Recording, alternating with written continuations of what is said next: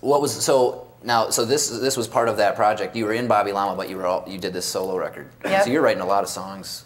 Oh yeah, yeah. School. And you know, it's interesting as I learned being in Bobby Llama that you know there definitely were songs that were more band songs and songs that were more solo songs, and so I started to express my sort of solo song self, more folky, maybe less oriented towards drums and bass and all the other stuff. You know, maybe a little less space sometimes.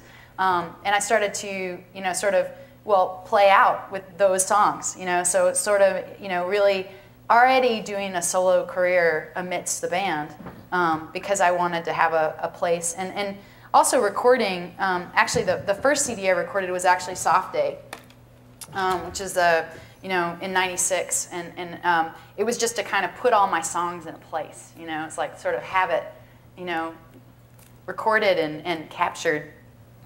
That's yeah. this one. So you did this. You were at Olaf already. Yep. It was my freshman summer, or maybe my sophomore summer. Yeah. Okay.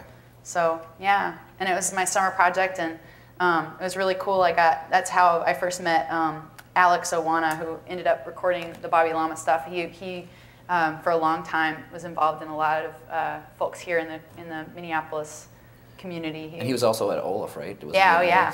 Oh yeah, definitely. So, I mean, just to get back to comparing the Bobby Llama band, you were saying everybody was coming from different places, but the instrumentation was so much broader than just bass guitar and drums. Well, like I was saying, we had like the pop sort of mainstream influence, and we had like sort of the jam bandy influence. We had somebody who was really into jamming, you know, and opening up songs, and then we had somebody who was sort of like an Allman Brothers, you know, our electric guitarist is sort of Allman Brothers meets Santana sound.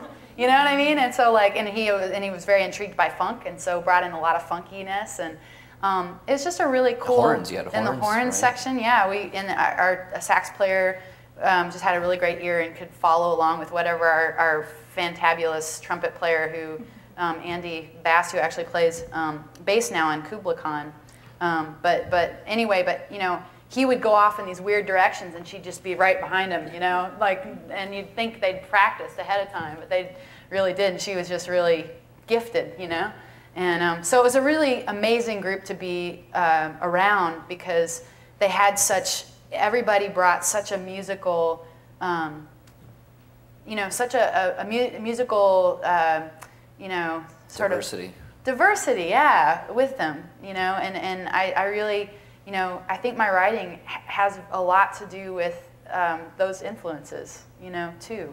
Did you find yourself going, oh wow, this, you know, this could have horns on it, and start imagining as you're writing songs like this larger instrumentation? Well, I was a primary songwriter, so I mean, it was sort of my job in the band to, you know, kind of make songs that would work. And also, I have to say too, being in music school really.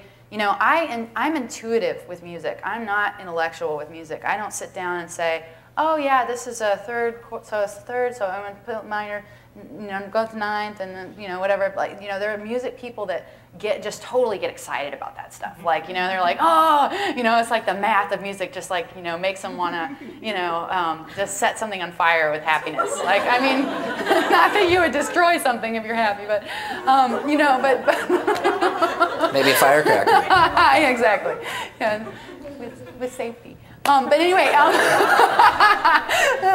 no, but you know, it for me, it's always been like, you know, it's sort of like, you know, and the way that one of my professors said, you know, it's like if you have this much knowledge base, then you have this much intuition, you know, so I was always trying to, at St. Olaf, I was always trying to learn the technical side of music. However, for some reason, I couldn't bridge it over into my heart, like the technical side. You know, so it's always like a little separate door, a little separate room that I went into, and I always led from my heart with anything I was doing. Like, you know, I didn't really think so much what chords I was using or what, you know, because it wasn't quite my style of writing, and so I have no idea where I started and where I'm going. With this answer? Yeah.